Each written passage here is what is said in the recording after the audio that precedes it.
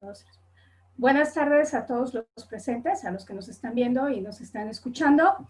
Soy la doctora Xochitl del Alba León Estrada. En este día tan especial les doy la bienvenida y les agradezco su presencia en nombre del Colegio de Veracruz. El motivo de la reunión de hoy es para hablar un poco del Día de Muertos. La ponencia virtual que voy a dictar en unos momentos se llama Día de Muertos, reminiscencia de la concepción prehispánica de la muerte en Mesoamérica. Espero que sea de su agrado, que lo disfruten y pues iniciamos y tengamos todos un excelente fin de semana celebrando a nuestros difuntos. Bueno, para hablar del Día de Muertos en la actualidad tenemos que remontarnos al pasado. Y de esta forma, y como es el título de nuestra presentación del día de hoy, pues vamos a regresar a la Mesoamérica prehispánica. Vamos a empezar dando un contexto espacial primeramente. Antes de la llegada de los conquistadores, pues México como país no existía. Era más bien un grupo de culturas diferentes, con lenguas diferentes, con tradiciones diferentes, con formas de vida, con actividades diferentes. Pero siempre había cosas en común. Entre estas cosas en común, por ejemplo, era que todas estas sociedades practicaban la agricultura. También rendían tributo y rendían culto a sus muertos. En esta área que vemos aquí, es el área que conocemos desde la academia como la Mesoamérica prehispánica. Abarca desde un poco más al norte del centro del país hasta Centroamérica. Y es en esta gran área, macroárea cultural, donde habitaban grupos como toltecas, teotihuacanos, totonacas, olmecas, mayas, zapotecos, otomís y muchos otros por muchísimo tiempo. Obviamente, como fue por muchísimo tiempo, no tenemos a los mismos grupos conviviendo en el mismo espacio, en un mismo tiempo, en una misma época. En este sentido, por ejemplo, también tenemos que hablar de un contexto temporal y un contexto cultural. Las culturas mesoamericanas, desde el ámbito de estudio de la arqueología, de la antropología y de los estudios culturales, se dividen en tres periodos. Primero tenemos el periodo clásico, que va aproximadamente del 2500 a.C. hasta el 200 a.C. En este periodo que llamamos preclásico, que también llamamos formativo, habitaban muchas culturas, habitaban muchas sociedades, pero la que mayormente reconocemos, porque ha habido más estudios sobre esta, es la cultura olmeca. Después tenemos un periodo que llamamos el periodo clásico. El periodo clásico, del 200 a.C. al 900 después de Cristo, en el que las culturas que más destacaron fueron la cultura teotihuacana, la cultura zapoteca y la cultura maya. Obviamente cada uno de estos en sus respectivas áreas. Teníamos a los teotihuacanos por el centro de México, a los zapotecos en el valle de Oaxaca y a la cultura maya en la parte de la península de Yucatán y Centroamérica. Después dábamos paso al periodo conocido como el periodo posclásico. El periodo posclásico que abarca del 900 después de Cristo hasta el 1521. Y durante este periodo, las culturas que destacan fueron la cultura tolteca, la cultura mexica, la cultura mixteca y la cultura purépecha o tarasca. Otra de las culturas que no está escrita aquí, pero que también se menciona y la reconocemos mediante registro arqueológico en muchísimos estudios, es la cultura huasteca. Vemos de esta forma un desarrollo cultural en el área mesoamericana muy antiguo. Partimos generalmente a hablar de los olmecas y vamos a terminar hablando de las culturas mesoamericanas justo cuando llegan los conquistadores, justo en la época de contacto. Cada uno de estos periodos se divide, además de las culturas específicas y características, se divide también por singularidades propias dentro del desarrollo social y del desarrollo cultural. Por ejemplo, en el periodo preclásico o formativo se habla precisamente del periodo formativo porque al parecer fueron las ciudades, las sociedades y los pueblos que estaban dando paso a una transición en su organización política.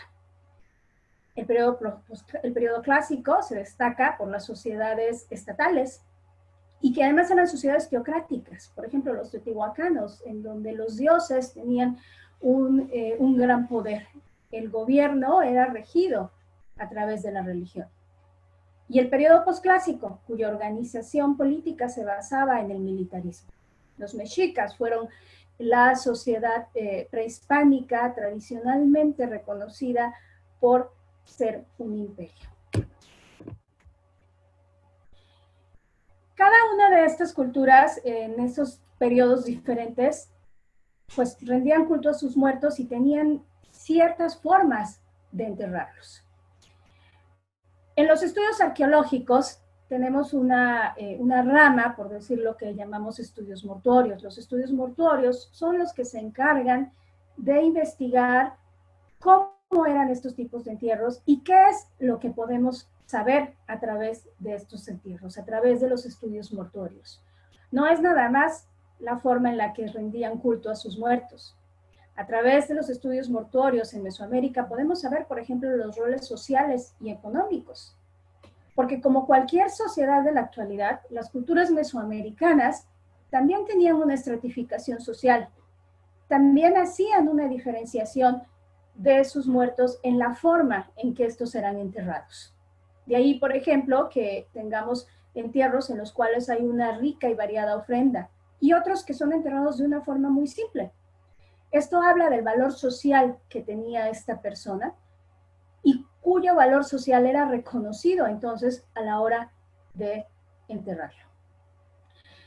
Hablamos también en los estudios mortuorios de cómo el complejo mortuorio, los patrones de enterramiento, nos están mostrando parte de la cosmovisión y de la creencia.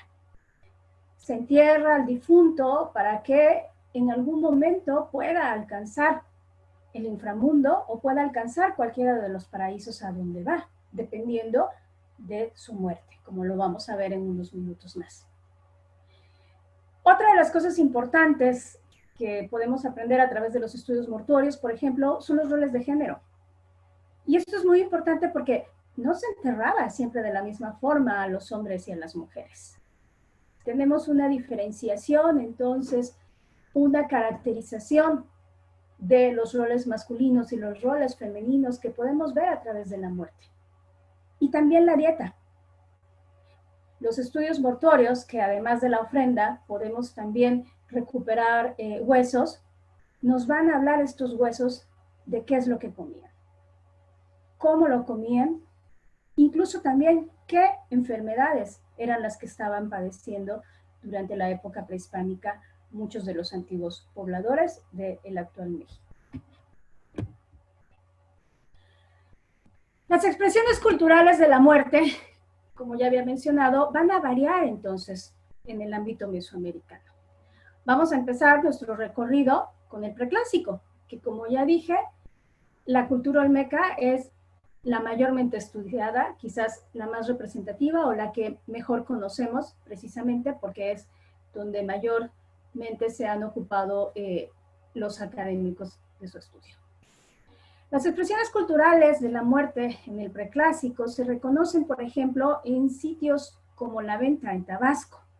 Esta foto que tenemos aquí nos está mostrando restos de una antigua tumba. Esta antigua tumba hecha de columnas basálticas.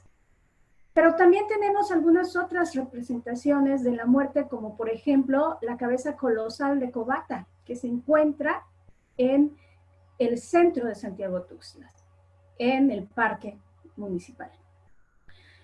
Si vemos esta cabeza colosal, tiene los ojos cerrados. Y lo que muchos estudiosos de la estética olmeca han admitido es que están cerrados porque quizás están refiriéndose a un personaje importante, como pudo haber sido un gobernante o un guerrero, pero que ya está muerto. Es una forma entonces de rendir culto a una persona después de haber fallecido. Para el periodo clásico cambia mucho la expresión cultural de la muerte. Ya no tenemos tantas expresiones culturales en formatos grandes o en formatos hechos a partir de rocas basálticas como en el preclásico con los olmecas. Durante el periodo clásico, sobre todo en el centro de Veracruz, las representaciones culturales de la muerte se van a basar en esculturas de barro y se va a representar ya a un dios, el dios Mictlantecutli, que es el dios de la muerte y que es el que tenemos representado en esta imagen de aquí. Un dios descarnado, un dios que está en los huesos, un dios que se impone. Pero también vamos a tener otras representaciones de la muerte, por ejemplo, en las esculturas de las Cihuateteos, que son estas mujeres que mueren en el parto y que son equiparadas a los guerreros y por lo tanto son dignas de acompañar al sol en su viaje desde que nace hasta que muere. Podemos ver también cómo esta escultura, la cual la pueden visitar en el Museo de Antropología de la ciudad de Jalapa, tiene también los ojos cerrados. Esta es una de las características que va a tener una continuidad cultural desde el preclásico hasta el posclásico. La representación de individuos con los ojos cerrados, recordando a un individuo ya fallecido. Pasamos entonces al posclásico. Y el posclásico, como seguramente se acordarán en sus clases quizás de primaria o de secundaria, el posclásico es el periodo donde los mexicas conquistan y subyugan muchísimos pueblos en Mesoamérica. Es un periodo que, si bien es de imperialismo y de expansión, también es un periodo de muerte. Los grupos militares mexicas, al invadir otros pueblos, capturan a personas y las llevan hacia el centro de México. Son ofrendadas a los dioses, son sacrificadas para los dioses. Y en este sentido van a tener un culto a la muerte, porque la muerte es la que hace que nazca la vida. La muerte es la que hace que se vuelva a regenerar este ciclo vital.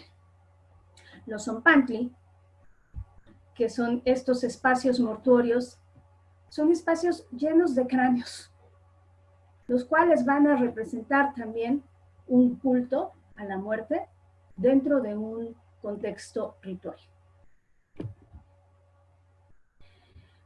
La evidencia de la muerte en la época prehispánica también la tenemos a través de los códices. Como les mencionaba yo hace un rato, se enterraba de diferente forma. El tratamiento mortuorio era muy diferente dependiendo de la persona. Tenemos, por ejemplo, personas que eran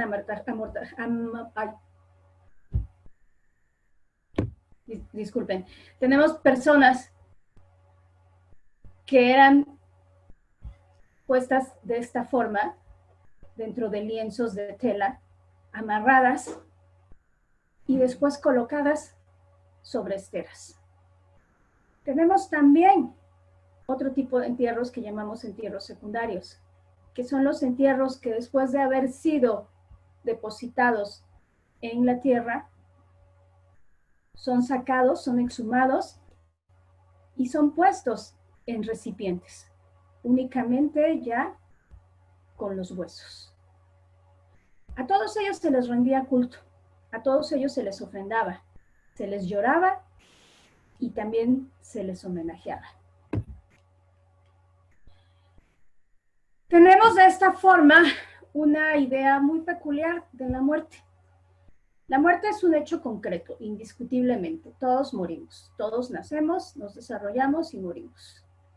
Pero también es un ideario imaginario, porque morimos, pero ¿qué pasa después? ¿A dónde vamos?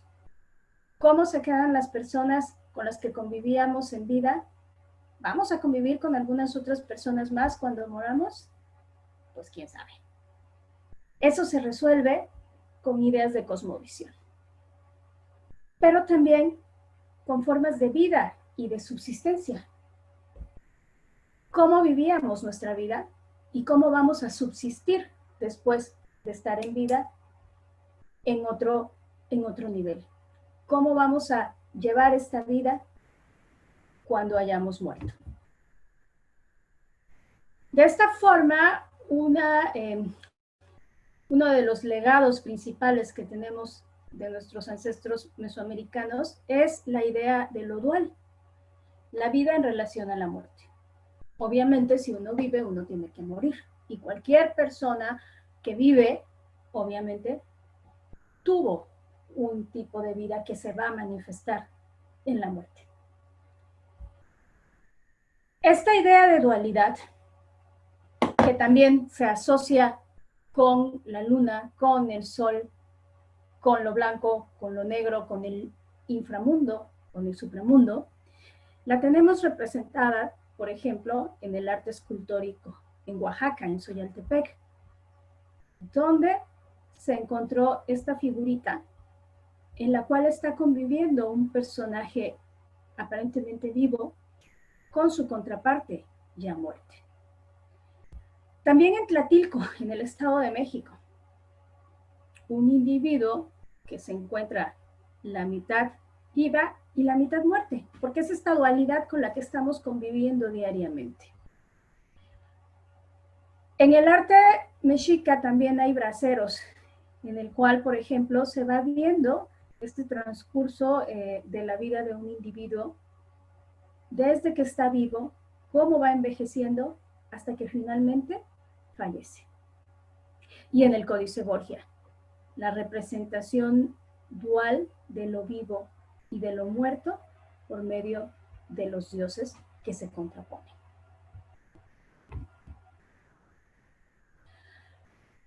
Cuando hablaba de estas formas de vida, me refería principalmente a actividades como la agricultura, que como ya lo mencioné, Mesoamérica se va a caracterizar por ser una zona agrícola, en la que el desarrollo de la agricultura fomenta las diferentes formas de vida y el desarrollo de las diferentes poblaciones que se suscitan dentro de esta gran área cultural.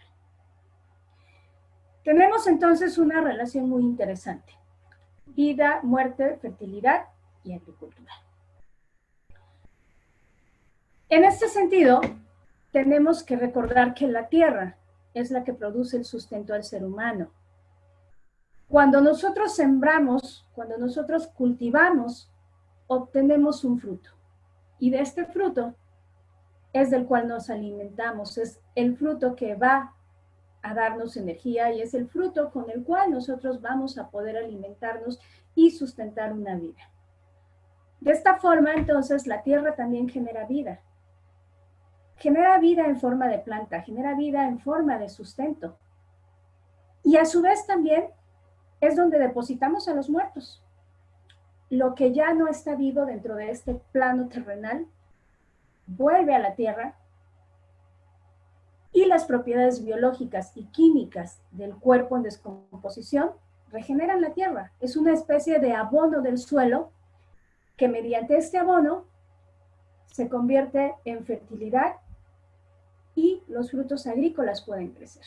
Tenemos entonces un ciclo vital: vida, muerte, fertilidad y agricultura. De la muerte entonces nace la vida.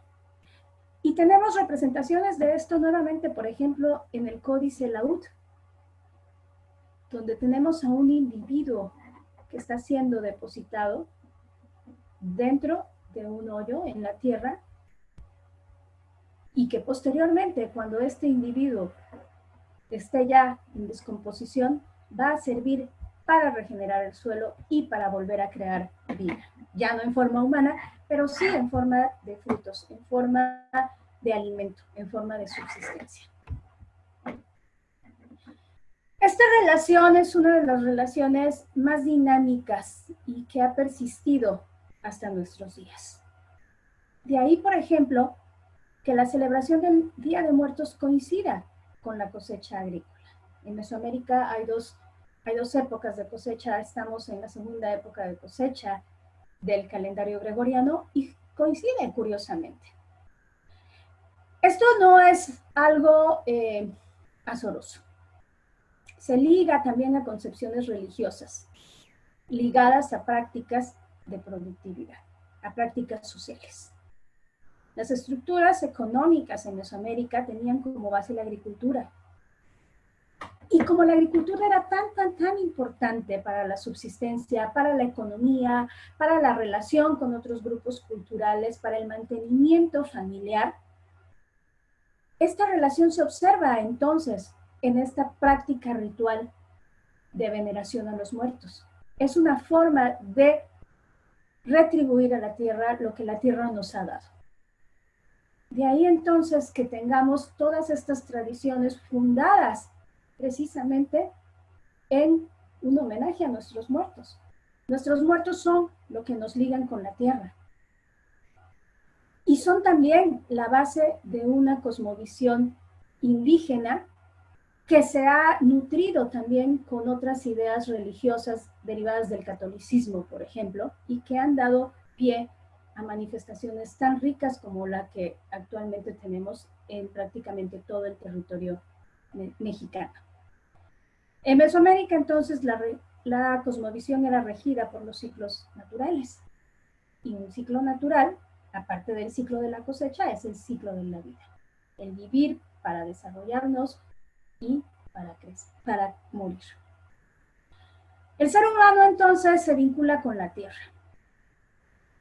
Y uno de los principales frutos de la tierra, y con gran significado para los mexicanos en la actualidad, pero también para los grupos indígenas mesoamericanos en la época prehispánica, era el maíz. Y esta relación también es una de las relaciones que más ha perdurado. Por ejemplo, en la actualidad, muchos grupos indígenas náhuatl en la Sierra de Puebla, cuando fallecen miembros de su sociedad, los llevan a enterrar a un panteón católico. Les hacen una misa católica. Pero adentro de su ataúd arrojan granos de maíz.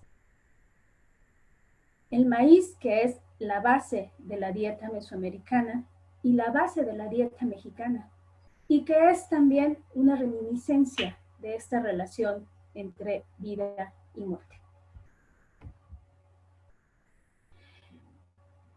Hablando de esta concepción del ciclo de la vida y de la muerte en las sociedades mesoamericanas, es que se comprende un contexto religioso esencialmente agrícola. Y de esto ha hablado mucho López Austin, uno de los historiadores y de los estudiosos de las culturas mesoamericanas más prestigiosos que tenemos en el país. Al ser el maíz la base cultural y económica de una sociedad, su ciclo es de suma importancia. Y este ciclo se equipara al ciclo vital de la humanidad. Están en un mismo nivel de importancia. La semilla, las estaciones de lluvia, el crecimiento del grano bajo la tierra, las sequías y la muerte de la planta se equiparan a todas las etapas de la vida del hombre. Tenemos estaciones en las que nosotros también crecemos. La lluvia, así como alimenta a las plantas, la lluvia también alimenta la vida de los seres humanos. Crecemos, pero también tenemos épocas en las que quizás no nos va muy bien. Y estas épocas se pueden equiparar a las épocas de sequía. Sacamos energía, luchamos contra las adversidades y finalmente podemos vencer esta etapa. Y seguimos creciendo y nos seguimos desarrollando. Hasta que llega un momento en que nuestro propio ciclo vital dice hasta aquí. Y entonces morimos, como lo hace una planta. De esta forma, podemos ver también en el arte prehispánico muchísimos ejemplos de cómo el ciclo agrícola, sobre todo del maíz, se compenetra con el ciclo vital de la humanidad. En Cacaxtla, en uno de los murales, encontramos esta imagen en la cual vemos representada una planta del maíz, de la que curiosamente las mazorcas están representadas con rostros humanos. El maíz como el humano que nace. También en Palenque, en Chiapas, en el Templo de la Cruz Foliada, tenemos estas representaciones de una cruz simulando una planta de maíz, de la cual surge la humanidad. De ahí que muchos de los mitos de creación en Mesoamérica, por ejemplo, el mito de Homshu, de los Popolucas del sur del estado de Veracruz, remitan a deidades del maíz a partir de la cual se crea la humanidad. Somos hijos del maíz, somos hijos de una base agrícola, somos hijos de una cosmovisión mesoamericana en la cual se sustenta en las actividades de regeneración vital. Puse por aquí una cita textual de Alfredo López Osti, de su obra en 1997, la cual retrata de forma muy sintética toda esta idea. La muerte era la gran preparación de la vida de los futuros seres. Era la actividad cósmica escondida en las profundas oscuridades de la Tierra. La vida era el antecedente de la muerte, de la actividad cósmica realizada bajo los rayos del sol. La destrucción de los individuos no era sino la condición indispensable para la perpetuación de las especies.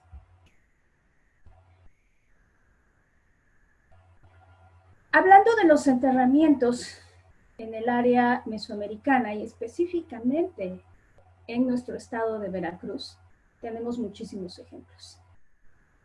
La arqueología se ha encargado de estudiar muchas de estas prácticas, muchas de estas actividades. Y tenemos, por ejemplo, entierros en el área de los Tuxtlas, en el sitio de Matacapan, Veracruz. Como les decía, los estudios mortuorios nos van a hablar de muchísimas características de la población. Por ejemplo, el sentido de la estética. Y aquí podemos observarlo en esta mutilación dentaria de un individuo ya fallecido. También, por ejemplo, en Medias Aguas, Veracruz, al sur del estado, la forma en la que se enterraban los muertos, cerca de grandes vasijas.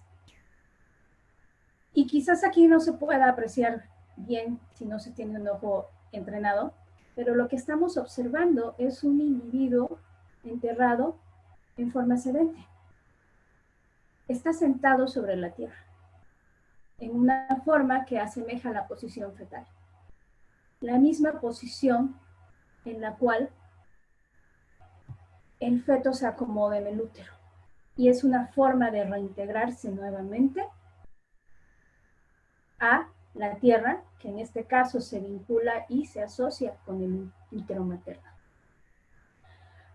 Otro sitio de gran importancia para Mesoamérica y del cual aprendemos mucho sobre las prácticas mortuorias y el culto a los muertos es el Zapotal.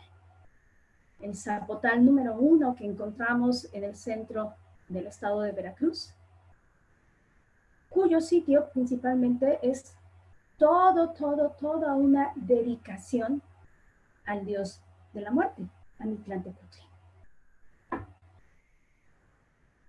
En los 70s, el Zapotal fue descubierto azorosamente. Y lo que primeramente se reportó como un lugar del cual se estaban saqueando esculturas prehispánicas, resultó ser una mina tremenda de conocimiento sobre tradiciones y sobre cosmovisión. Se encontraron cientos de restos humanos. Y es del Zapotal justamente de donde provienen las esculturas de las ciguatepeos, que son estas mujeres diosas, de las cuales vamos a hablar un poquito más adelante, más fastuosas y con una estética más bella y significativa. Entierros secundarios como estos, que ya habían sido removidos de su lugar principal. Entierros también primarios, que son los entierros que fueron hechos y depositados en el lugar sin moverse posteriormente, se encontraron dentro de este gran sitio, acompañados de esculturas, por ejemplo, como las caritas sonrientes, depositados sobre la tierra, la cual también fue majestuosamente decorada con pintura mural, con restos de pintura roja, con restos de pintura negra, que representan también ciertos simbolismos que vamos a ver a continuación. En la cosmovisión mesoamericana, la gente fallecía y no se iban todos a un mismo lugar. Existen 4 paraísos de la cosmovisión: el Tlalocan, el Tonatiuhichan, el Chichihuacuauco y el Mictlantecuhtli. Y cada uno de estos sitios se asocia con uno de los puntos cardinales. Es nuevamente el ciclo de la muerte, como una renovación. Se asocia con un plano terrenal, que es la tierra, a donde están los vivos. Y en esta tierra es donde se cultiva y donde surgen los frutos. Otra de las plantas características de esta cosmovisión, aparte del maíz, es la ceiba, el árbol de la vida, cuyas ramas van a crecer lo más alto que se pueda, pero no para llegar al cielo, sino para llegar al sol. Abajo de la ceiba, las raíces crecen y se conectan al inframundo, pero no nada más al inframundo, sino también se conectan con el sol, porque el sol hace este viaje. Esto quiere decir entonces que cualquiera de nuestros puntos cardinales, cualquiera de los paraísos de la cosmovisión mesoamericana a los que vayan los difuntos, van a tener una conexión con el astro solar. Van a tener una conexión con el Dios Sol. El Tlalocan es uno de estos paraísos y quizás es el paraíso más divertido dentro de la cosmovisión mesoamericana. En el Tlalocan regía Tlaloc, el dios de la lluvia. Y a este lugar iban todas las personas que fallecían en circunstancias relacionadas con el agua. Las personas que se ahogaban, las personas que eran muertas por un rayo, las personas que fallecían por enfermedades como la gota o como la hidropesia, por sarna o por las bugas. También los niños que eran sacrificados al dios Tlaloc, los neonatos. Era un lugar de reposo, pero también era un lugar de abundancia, de mucha, mucha, mucha riqueza. Como elegía el dios Tlaloc, el dios de la lluvia, era un lugar con mucha fertilidad. Y podemos observarlo en este detalle del mural del Tlalocan en Teotihuacán, cómo las personas están sembrando, están cortando flores, tenemos mariposas, están cantando, están bailando, y el agua fluye. Fluye, fluye, fluye desde las montañas a los manantiales para poder alimentar a los fallecidos que residen en el Tlalocan.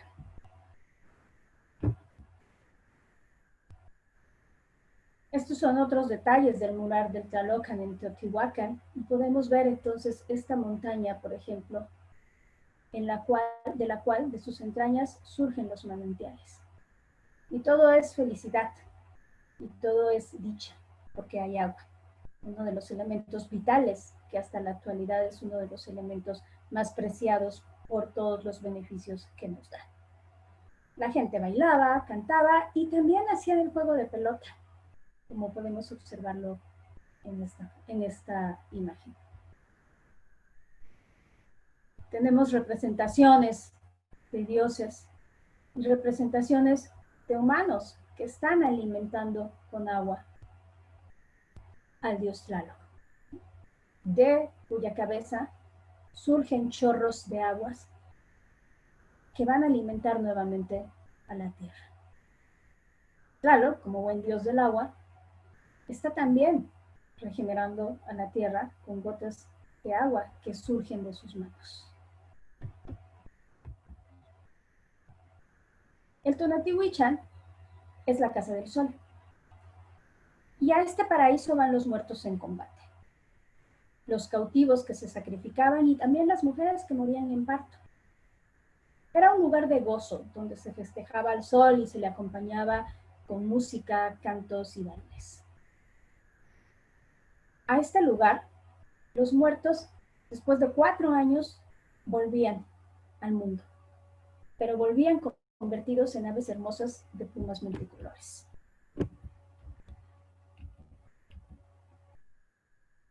Una de estas aves en las cuales se convertían los muertos para regresar al mundo terrenal era el colibrí, una de las aves más preciadas en la cosmovisión mesoamericana, no solo por su belleza, sino por considerarse un ave sagrada, un ave guerrera.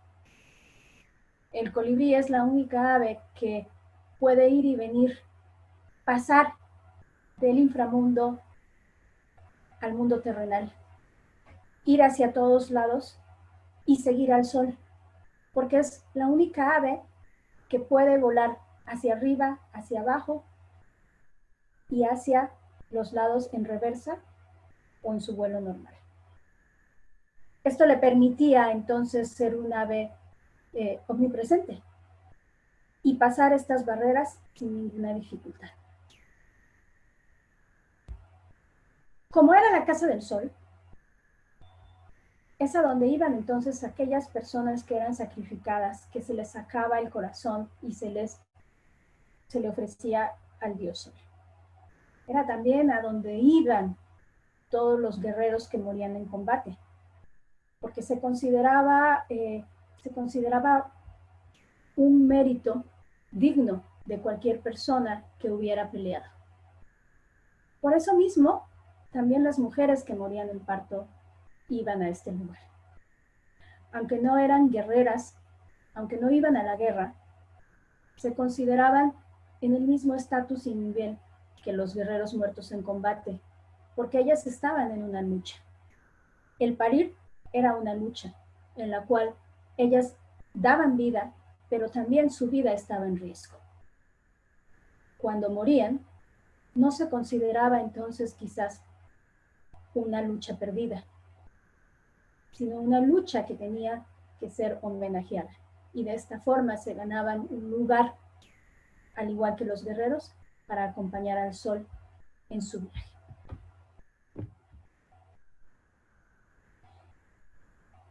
El paraíso del sol, como era considerado por los mesoamericanos, a la llegada de los españoles se interpretó como el cielo.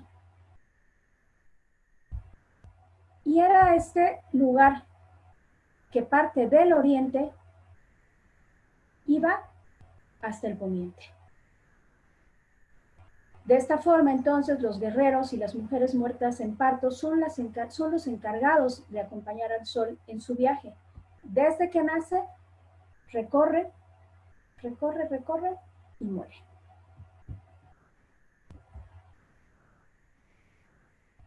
El tercer paraíso es el Chichihuacuauco.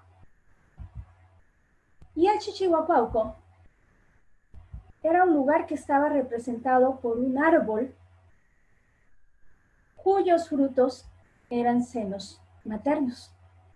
Y estos senos maternos estaban llenos de leche, porque era el lugar a donde iban los niños muertos antes de su consagración al agua. A la llegada de los españoles, esto se convirtió en la idea similar al limbo, que era el lugar a donde iban los niños antes de ser bautizados. Los niños que llegaban aquí, que llegaban al Chichihuacuauco, volverían a la tierra, según la cosmovisión, una vez que se hubiera destruido la raza que los habitaba. De esta forma, también se cumplía el ciclo vital de generación. En la muerte, renacería entonces la vida.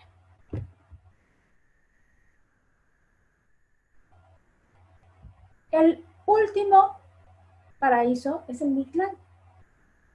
El Mictlán era el lugar a donde iban todos los que no morían por las muertes anteriores ya descritas. Este lugar era el reino de Mictlantecutli. Mictlantecutli era el dios de la muerte.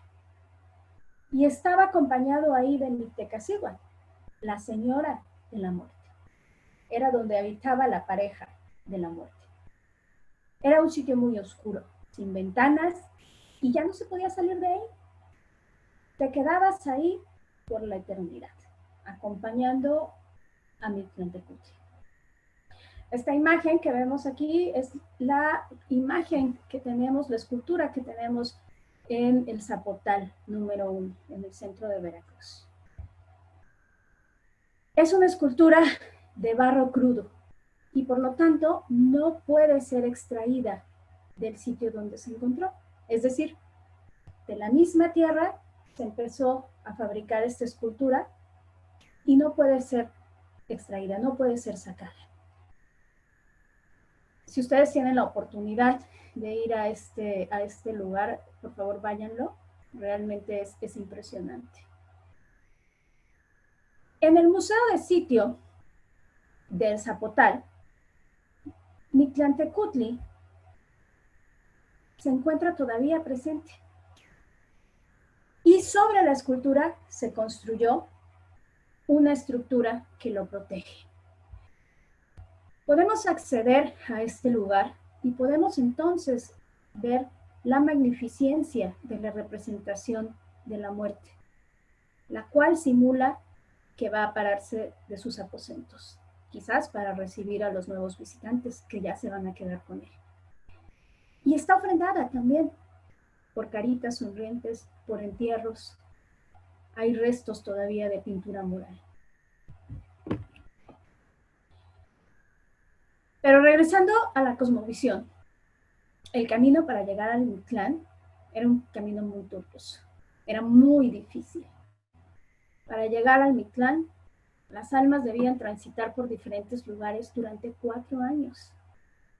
Es por esto que en muchísimos lugares en la actualidad se dice que en estas fechas las personas que han fallecido en este año no van a venir, porque todavía no han llegado al Mictlán, porque todavía no llegan a su destino final, todavía están en ese viaje en el cual no han sido recibidos por Mictlantecutli y no pueden considerarse entonces todavía unos muertos. Después de esos 4 años, llegaban a Chicoanamictlán, que es el lugar donde finalmente descansaban y donde desaparecían las almas de los muertos. Para recorrer este camino, el difunto muchas veces era enterrado por un perro, un xoloscuintle, porque este perro era el que le ayudaría a cruzar el último lugar que lo conectaría con Mictlantecutli, el cual era un río. Sagún narra en su obra que el perro tenía que ser bermejo, porque al hacer este viaje, los muertos iban en la oscuridad. Los muertos no podían ver, pero los perros sí. Y los perros podían camuflajearse con la noche, con lo oscuro. Y de esta forma poder hacer un recorrido mucho más fácil y guiar de mejor manera a todos estos muertos hacia Mictlantecutli. Una vez que se llegaba entonces ante el dios Mictlantecutli, se tenían que entregar ofrendas, cañas perfumadas, lienzos de algodón, hilos rojos, mantas, flores, comida. Y de ahí la importancia entonces de que se entierre, bueno, se enterraba anteriormente con comida, con restos de ropa, con abalorios, porque son un regalo. Eso va a facilitar a los muertos a llegar a este lugar. Es la ofrenda que se le hace al dios de la muerte. No tanto la ofrenda que se le hace al muerto, sino la ofrenda que se hace a la muerte, porque es la entidad que va a permitir toda esta transición. Como mencionaba, para llegar al Mictlán había que pasar múltiples pruebas. Estas pruebas se consideraban niveles o regiones del inframundo según el Códice Vaticano. Y eran 8, hasta llegar al 9º, que era ya la casa de Mictlantecutli y la casa de Mictlancíhuatl.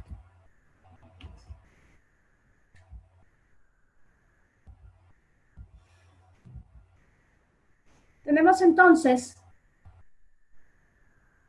el primer lugar por el que se pasaba, que era el Ixcuintlan, el lugar en que habitaba el perro. Y en el Códice Vaticano está representado también con la imagen de un perro. Después teníamos el Tepeme Nonamictlan, que era el lugar en el que se juntan las montañas. Los muertos tenían que pasar por un lugar en el cual las montañas iban y venían así, con el peligro de ser aplastados. Después había otro lugar, el Ixtepetl, que era una montaña de obsidiana. La obsidiana es este vidrio volcánico negro del cual se fabricaban, por ejemplo, las navajillas y las puntas de flecha. Es muy filoso y por tanto es cortante. Había también otro lugar, el Zehualoyan. Era un lugar donde había mucha nieve. Después el Pancuatlacaloyan, que era el lugar donde la persona se voltea como bandera. Y es un lugar donde había mucho viento. Posteriormente, el Timiminaloyan, que era el lugar donde flechaban a los muertos. Todo eso, si se pasaba todo eso, se llegaba entonces al Toloyocualoyan, que era el lugar donde les comían el corazón. Y después, el Apanohualoyan, que este era el lugar que se tenía que cruzar sobre un agua. Finalmente, el Chiconahualoyan, o el Mictlán, el lugar donde se tienen 9 aguas. Era el lugar donde terminaba todo el sufrimiento de los muertos y comenzaba entonces el descenso de su alma hasta ingresar a la morada de los dioses de la muerte. En el Códice Laúd vemos como un personaje que ya cruzó todos estos niveles llega finalmente ante el dios de la muerte. Pero no llega solo, llega con su perrito. Y le están ofreciendo ofrendas al dios. El dios entonces los recibe, les abre la puerta del Mictlán, de forma que entonces su alma puede descansar. La importancia de los perros, como vieron, es tremenda. Y aparte de la cosmovisión, está también representada en el arte prehispánico. Estas son vasijas que representan a los perros acompañados que acompañan a los muertos, y que muchas de estas se han encontrado, por ejemplo, en Colima, en Occidente, en contextos funerarios. Tenemos también enterramientos en los cuales se han encontrado esqueletos de muertos, perdón, de perros muertos, como acompañantes de.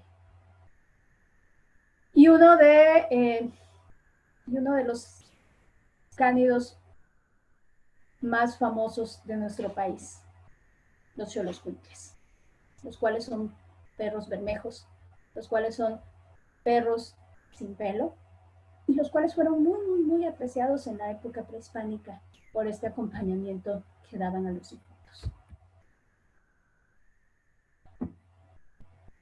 Actualmente, en el México contemporáneo, hay muchísimo respeto por los muertos. Obviamente, las tradiciones se han enriquecido con muchísimas variantes, con muchísimas influencias. Y recordemos que la cultura es dinámica y que no podemos fosilizar una tradición de hace miles de años.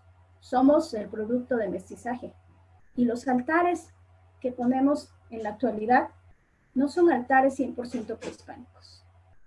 Obviamente el Día de Muertos tiene reminiscencias precolombinas tremendas, pero también tiene muchísimas otras características que enriquecen esta representación. En la cultura popular, los altares y las ofrendas que cada año se disponen para la llegada de los difuntos siguen representando este ir y venir. Hay mucho simbolismo, por ejemplo, en los escalones que se les ponen a los altares. Hay mucho simbolismo en la luz de las veladoras, en el agua que se le pone, en las flores de cempasúchil. Cada región de nuestro país tiene formas diferentes de hacer estos altares. Cada región de nuestro país se manifiesta entonces de una forma muy peculiar, pero siempre guardando el núcleo duro de la tradición, siempre tratando de recordar la importancia de la muerte. En palabras de López Austin, la especie humana, como la planta del maíz, perduraba gracias a la paulatina destrucción de sus individuos. La muerte era no solo la consecuencia, sino también la causa de la vida. Lo único que tenemos seguro es que vamos a morir. Independientemente de cómo vayamos a morir, no lo sabemos. ¿A cuál de estos paraísos vamos a ir? Pues tampoco lo sabemos. A mí personalmente me encantaría irme al Tlaloc. Lo que sí es que estas fechas son fechas para estar en familia, para recordar a la gente que se ha ido, que desafortunadamente y por la época que estamos viviendo han sido más de los que esperábamos. Cuando morimos, entonces, no en verdad morimos, porque vivimos, resucitamos, seguimos viviendo, despertamos. Y esto nos hace felices. Esto lo dice el Códice Madrid. Y nos hace felices también ahora, porque estamos recordando, porque están viviendo en la memoria y porque es la mejor oportunidad que tenemos para reencontrarnos con los que ya se fueron. Muchísimas gracias. Disculpen las trabas que tuve por ahí, pero bueno, es una forma también de agradecer a ustedes, agradecer a los difuntos y reconocer toda esta magia y toda esta riqueza cultural que aún persiste. Que tengan muy buena tarde. En nombre del Colegio de Veracruz, les doy las gracias y espero que disfruten con sus muertos. Hasta luego.